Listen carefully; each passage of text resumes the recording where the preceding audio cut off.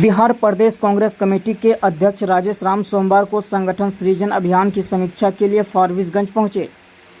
विधायक मनोज विश्वास और जिला अध्यक्ष मासूम रजा के नेतृत्व में कार्यकर्ताओं ने उनका भव्य स्वागत किया। प्रदेश अध्यक्ष ने भाजपा पर जमकर हमला बोलते हुए कहा कि सरकार जाति, धर्म और मजहब के नाम पर समाज को बांट रही है। उन्होंने महंगाई, एलपीजी और पेट्रोलियम पदार्थों की बढ़ती कीमतों, नीट परीक्षा के प्रश्न पत्र लीक और किसानों को उचित एमएसपी न मिलने जैसे मुद्दे को उठाया। राजेश राम ने बताया कि बीपीसीसी ऐप के जरिए संगठन का डिजिटल सशक्तिकरण किया जा रहा है और आगामी प्रदेश कमेटी का गठन परफॉर्मेंस के आधार पर किया जाएगा। उन्होंने सीमांचल क्षेत्र को लेकर केंद्र शासित प्रदेश गठन की संभावनाओं पर भी प्रतिक्रिया दी। इस मौके पर बड़ी संख्या में कांग्रेस कार्यकर्ता और नेता मौजूद थे। देखिए, बिहार में एक संगठन सृजन साथी अभियान का चयन की प्रक्रिया शुरू हुई है और बिहार एक इकलौता राज्य हो गया है। ऑल इंडिया कांग्रेस कमेटी ने पायलट प्रोजेक्ट के तहत डिजिटल सृजन साथी अभियान का सृजन करना। मान लिया विधायक जी हैं और यहाँ के जो सदस्य हैं, पहले ये अनुशंसा पर चलता है। अब क्या है कि बीपीसीसी को प्ले स्टोर पे जाकर के वहां पे आपको जो है सिलेक्ट करना है और उसी प्रक्रिया से हमारे प्रखंड अध्यक्ष का चयन होगा। हमारे जिला अध्यक्षों का जो लक्ष्य है उसको करना है। जिला में कार्यकारिणी का उसी से प्रक्रिया से होगा और प्रदेश कांग्रेस कमेटी के बहुत जल्द जो है गठन होने जा रहा है। पहले का गठन का प्रक्रिया था कि लोग नॉमिनेट होते थे। अभी का संगठन का जो है कि जैसे प्रदेश में उपाध्यक्ष के लिए, जनरल सेक्रेटरी के लिए और सेक्रेटरी के लिए ये उसी ऐप के माध्यम से उनको सिलेक्ट कर करके और उसी ऐप के माध्यम से चयन की प्रक्रिया होगी और वो जो है ऑनलाइन जब होंगे तो उसमें से हम उनको चयन किए। तो आज हमारे माननीय विधायक जी और तमाम ही यहाँ वर्कर हैं, मीनत जी हैं, आनंद जी है, आपके कमल कृष्ण जी है, तमाम लोग यहाँ, इधर पंकज यादव जी हैं, तमाम हम लोग ये अपने कार्यकर्ताओं के, अपने लीडरों को एक अभियान में जुड़ने के लिए आह्वान करने आया और मैं यहाँ से अच्छी गति से जो है चयन की प्रक्रिया शुरू हुई है। क्योंकि एप्लीकेशन में पूरा डाटा दिखता है, उसमें अररिया का डिस्ट्रिक्ट जो है वो अच्छे मुकाम पर पहुंचा है। 5 तारीख तक इसकी लास्ट डेट है। उसी अभियान को ताकत के लिए मैं आया।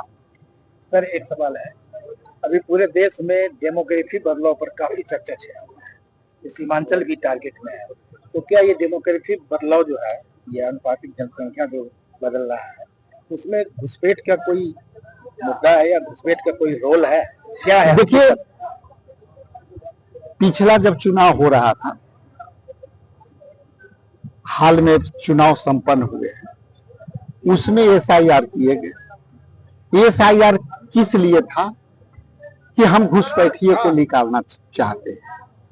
अभी तक हम लोग मांग करते हैं, आपकी चैनल के माध्यम से मांग करते हैं कि उन घुसपैठियों के नाम बताओ कि भाई अमुक अमुक जिले में इतने घुसपैठिए पाए गए। अब आपने कहा डिलिमिनेशन का, तो आप देखे होंगे कि महिला आरक्षण बिल लाने के लिए, उसको चुनौती के लिए जो 2023 में स्वीकृत हो चुका था संसद के अंदर, और आप नए नए प्रखंड के, तो देखिए बीजेपी का स्पष्ट नीति रहा है, ये लोग बांट बांट के टुकड़े टुकड़े करेंगे। जिसका आप सवाल आप कर रहे हैं कि सीमांचल को बांटने की प्रक्रिया शुरू हो गई, वो भी मेरा सीमांचल भी मेरा भाई है, लेकिन आप इसको बांटोगे, इसलिए बांटोगे कि किसी जाति धर्म समूह के लोगों की संख्या ज्यादा है। यदि इस नियति से है तो ये संविधान पर प्रहार है।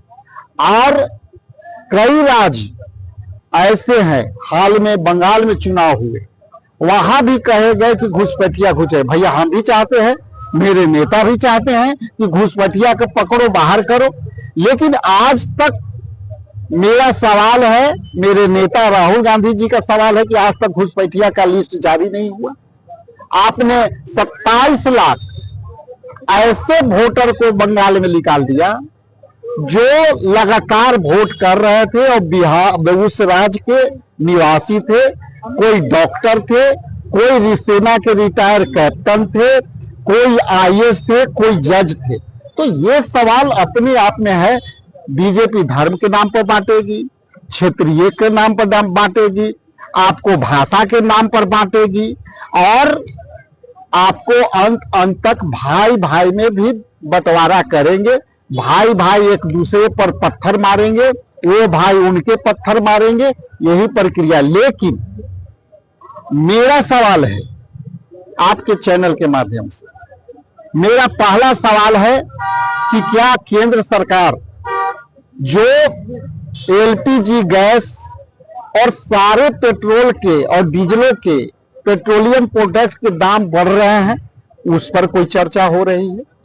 क्या हमारे रुपया का जो है इतनी गिरावट हुई है और डॉलर मजबूत हुई है, इस पर कोई चर्चा हो रही है? नीट के पेपर लीक बार बार हो रहे हैं, हमारे युवा फॉर्म भरते हैं, परीक्षा की तैयारी करते हैं, परीक्षा सेंटर पर जाने के पहले नीट का पेपर लीक हो जाता है। यहाँ रोजगार मांगोगे तो शिक्षकों को पटना में पीट पीट करके घर में घुसाओगे। तो ये मुद्दे पर कभी बात नहीं होगा। बात कहां होगी कि हम इसको धर्म के नाम पर बांट के, इनके ध्यान को बांट के रखें। इसलिए मेरा सीधा सवाल है कि बीजेपी यदि 12 साल रही है सत्ता में और बिहार में रही है 25 साल सत्ता में, तो आपको बतानी चाहिए कि आपकी रोजगार कितना दिया, आपने महंगाई में कितना कंट्रोल किया, आप कितना रोड बनाए और लास्ट में ये बता दे कि अब तक कितना पुल गिरा है। सर, पश्चिम बंगाल में पहले अभिषेक बनर्जी, फिर कल्याण बनर्जी पर जानलेवा हमला हुआ। देखिए, वहां पे दो चीज समझने वाली बात है। गृह मंत्री ने वहां अपने किया, एक एक गली में पारा मिलिट्री फोर्सेस का प्रतिनिधित्व इसलिए हुई कि भगदड़ ना हो, हमले ना हो, गुंडागर्दी ना हो। लेकिन यदि वहां जितनी सुरक्षा बल है उससे यदि तिगुनी सुरक्षा बल प्रतिनियुक्त हैं तो भी हो रहा है, तो ये मान लो कि ये किसकी षड्यंत्र हो सकती है। और जिन पर हमले हुए हैं आप देख सकते हैं कि किस तरह से साजिशन उन पर हमले हो रहे हैं, और वो हमला कोई भी व्यक्ति देख के पाएगा कि ये निष्पक्ष नहीं है, ये किसी पक्ष के उस्कावे में ये सारे काम हो रहे हैं। अंतिम सवाल सर, क्या गद्दार शब्द के लिए राहुल गांधी जी बराबर बोलने के लिए माफी चाहते? देखिए, ये मुद्दा नहीं है। इसके पहले मनोज पांडे जो क्या है, रिंकिया के पापा मनोज तिवारी जी रिंकिया के पापा वाले चीज पर मांगे हैं। अरे भाई साहब, आप जो है हमारे नेता पर आरोप लगा रहे हो, किस बात के माफी? लोकतंत्र में बोलने का अधिकार विपक्ष को है कि नहीं है, कोई ये बतावे। आप किस अधिकार से हमारे नेता राहुल गांधी जब आप भाषण करते हैं सदन के अंदर, तो आप किस अधिकार से उनकी माइक को आप बंद करते हो? वो भी देशद्रोह है। आप यदि सदन में चुने हुए जनप्रतिनिधि को आप बोलने नहीं देते हो, तो ये भी जो है वही मुद्दा है जिस पर माफी तो सरकार को मांगनी चाहिए, लोकसभा के स्पीकर को मांगनी चाहिए कि आप विपक्ष के नेता को बोलने नहीं दे रहे हो, चलने नहीं दे रहे हो। और हमारे नेता जो भविष्यवाणियां की है, आज भी बिहार में देखिएगा आने वाला समय में लोग खाने के लिए परेशान हो गए। अभी मैं आ रहा था यहाँ पे अररिया, पूर्णिया, ये सब इलाके में जो है मक्की की खेती होती, आज 23 से 24 रुपये उनके एमएसपी बिहार सरकार ने तय किए हैं, लेकिन आज मकई कोई नहीं खरीद रहा है।